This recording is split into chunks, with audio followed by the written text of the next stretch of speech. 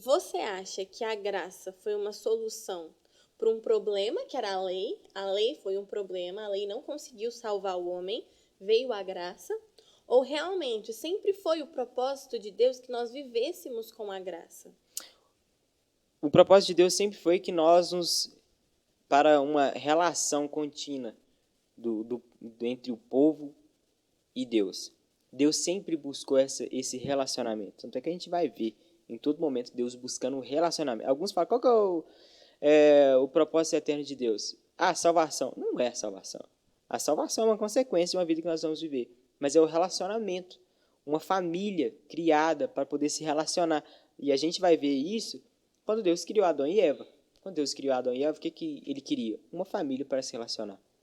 E aí depois a gente vai ver Deus tentando se ajuntar, chegar próximo do povo em todos os momentos, em todos os juízes, o povo se afastava, aí Deus ia lá. Aí depois, dos momentos pré-exílico, exílico, pós-exílico, em todos os momentos que a gente vai ver no Antigo Testamento, Deus toda hora chegar para poder ir lá, aproximar e resolver o erro das pessoas. Aí depois a mesma coisa, a mesma coisa, a mesma coisa. A lei foi nos dada para poder nos mostrar o pecado. E aí a graça veio para poder de fato nos ligar novamente a Deus, como foi desde o início o propósito de Deus. O propósito de Deus sempre foi o relacionamento. E através de Cristo, Deus uniu o relacionamento do homem até Deus. E é muito interessante essa parte de que algumas pessoas elas usam a liberdade para assim, a graça está aí, agora eu tenho liberdade para poder pecar. Mas não é isso que a Bíblia fala. E aí eu gostaria de ler lá em Gálatas, capítulo 5, versículo 13, diz o seguinte: porém, vocês, irmãos, foram chamados para serem livres. Mas não deixem que essa liberdade se torne uma desculpa para permitir que a natureza humana domine vocês, ou seja, para que vocês pequem. Pelo contrário, que o amor faça que vocês sirvam uns aos outros. O que Paulo está falando? Tipo assim, nós fomos chamados para uma vida em liberdade. Agora nós somos livres. Livres do quê? Livres do pecado. Nós não somos livres de pecar, mas nós somos livres do pecado. Agora o pecado não está mais sobre nós e o pecado já não tem mais poder sobre a nossa vida. Mas nós vivemos uma vida livre do pecado. Agora, mas isso não nos traz uma liberdade para pecar, mas sim nos mostra que, pronto, agora você não vai mais pecar porque você é livre do pecado.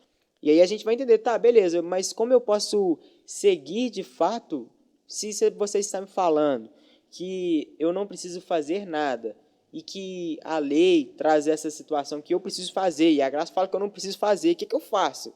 E aí a gente vai entender que a lei é cumprida através do Espírito Santo em nós, nós conseguimos cumprir a lei. E aí, Paulo vai falar lá em Romanos 8, versículo 3 e 4 o seguinte: Deus fez o que a lei não pôde fazer porque a natureza humana era fraca, ou seja, aquilo que nós já conversamos aqui, nós falamos sobre isso. Deus condenou o pecado na natureza humana, enviando o seu próprio Filho, que veio na forma da nossa natureza pecaminosa a fim de acabar com o pecado.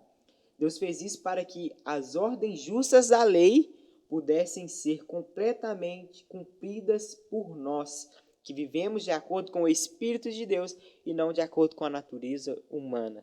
Então é isso que a graça traz para a gente.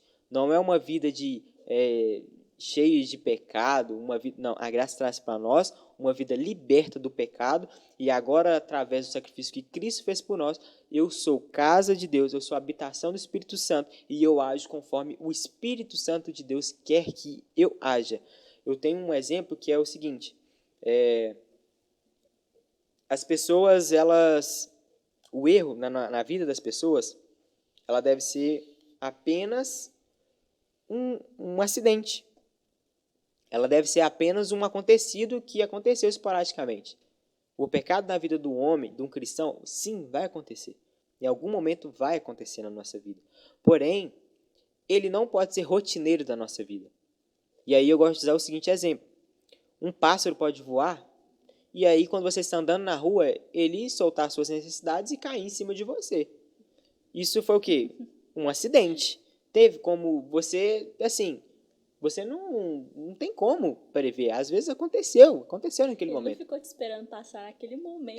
Tipo assim, ó, naquela hora eu vou passar ali e aquele passarinho vai fazer tal coisa comigo. Não fez isso.